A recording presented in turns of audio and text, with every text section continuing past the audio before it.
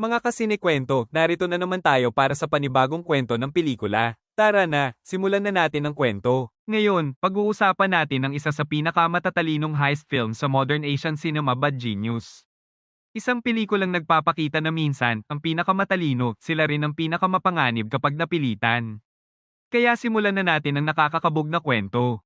Sa mundong ang tagumpay ang pinakamahalagang gantimpala, may mga taong handang gawin ang kahit ano para lang makamit ito. Ngayon, sisilipin natin ang isang kwento kung saan nagtatagpo ang talino, ambisyon, at panlilinlang. Nagsisimula ang lahat ng mabunyag ang isang malaking cheating scandal sa isang test organization. Ilang estudyante ang ipinatawag, kasama na si Lin ang pinakamatalino na estudyante sa klase, multi-awarded sa mga math competitions, at isang natural-born genius. Kasama niyang nakatira ang kanyang ama, isang simpleng guro. Iniwan sila ng kanyang ina matapos ang hiwalayan kaya hirap ang tatay niyang itaguyod siya. Nang subukan ng ama ni Lin na ilipat siya sa isang mamahaling private school, nag-alinlangan siya. Napakamahal ng tuition at dagdag gastos. Ayaw niyang maging pabigat, pero nang kalkulahin niya ang lahat ng bayarin sa utak lang, nabigla ang principal sa talino niya at agad siyang inalok ng full scholarship. Tinanggap ito ni Lin isang pambihira, oportunidad. Sa bagong paaralan, nakilala niya si Grace, mabait, mayaman, at nangangarap maging artista kaysa mag-aral. Hindi niya minamaliit si Lin kahit nerd ito, kaya naging magkaibigan sila. Pero nagbago ang lahat nang magpatupad ang school ng bagong rule, kailangang 3.2 GPA pataas para manatili. Nanganganib bumagsak si Grace kaya nakiusap siyang turuan siya ni Lin. Pumayag si Lin, pero sa araw ng exam, nablangko si Grace. Habang mabilis na natatapos ni Lin ang kanyang test, nakita niya ang pagkalugmok ng kaibigan. Sa isang iglap, gumawa siya ng plano, isinulat ang sagot sa eraser, itinago sa sapatos at kinik pabalik kay Grace. At doon nagsimula ang delikadong laro na hindi na niya makontrol.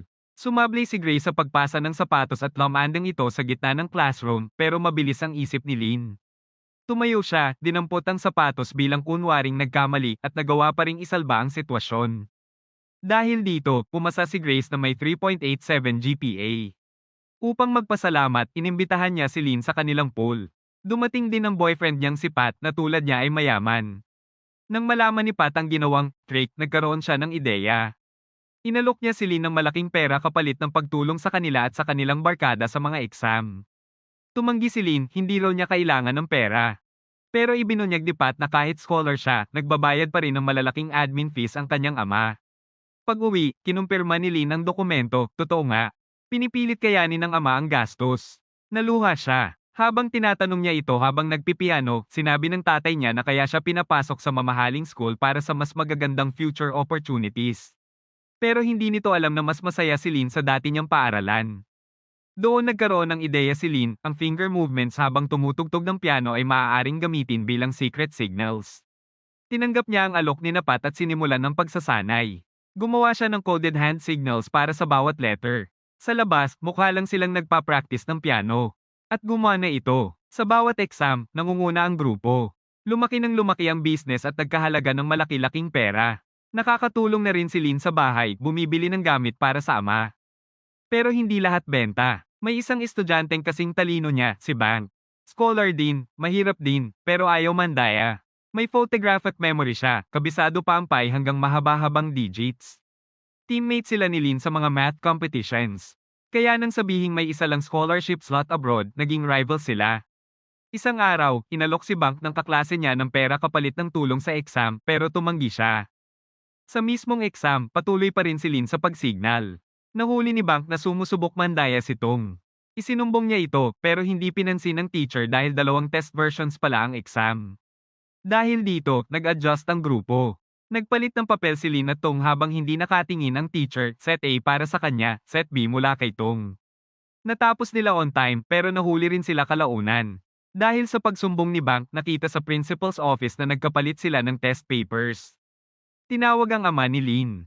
Tinanggal ang kanyang scholarship at pati ang chance niyang makakuha ng international scholarship.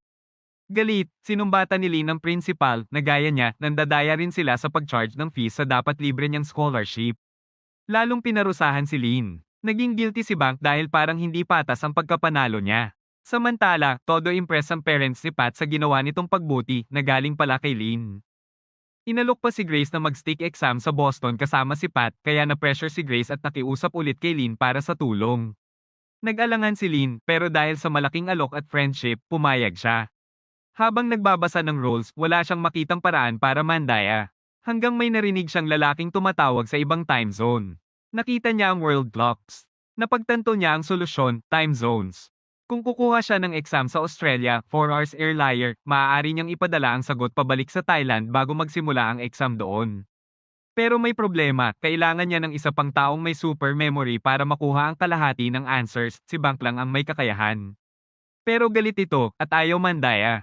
Sa gabi bago ang scholarship exam, habang nagde-deliver ng labada, inatake si Bank ng dalawang lalaki na nag-akusa sa kanya na nakagasgas ng kotse. Binugbog siya at iniwan sa landfill.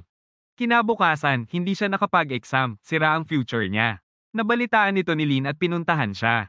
Nilabanan niya ang prinsipyo ni Bank at sinabing, niloloko naman talaga ang mahihirap ng system, kaya bakit hindi rin sila lumaban. Sa huli, pumayag si Bank. Training, practice, memory drills, fake tears, fake alibis. Sa araw ng test, pamalya si Bank. Nahuli sa CR, nasira ang toilet lid at hindi na nakabalik. Si Lin, nagawa pang mag-send ng answers, pero hinabol siya. Nakaabot siya sa subway habang mare-report pero nabasag ang phone screen. Sa matinding kaba at pilit, na-send niya ang answers bago mahuli. Nainteroga sila. Si Bank, nagsinungaling para protektahan ang lahat. Binura ni Lin ang selfie nila, isang masakit na moment. Pag-uwi, naroon sina Grace at Pat, nagyayaya magdiwang. Pero tumanggi si Lin. Cancelled ang test scores niya, suspended si Bank, at hindi niya kayang gawin ito muli. Lalo pat hindi multiple choice ang real university exams. Ibinunyag niya sa ama ang lahat. Na-expel siya. Nag-try siyang mag-apply sa local university para magturo, pero pinaalala ng admission officer, ang teacher, dapat may mabuting moralidad. Later, tinawag siya ni Bank.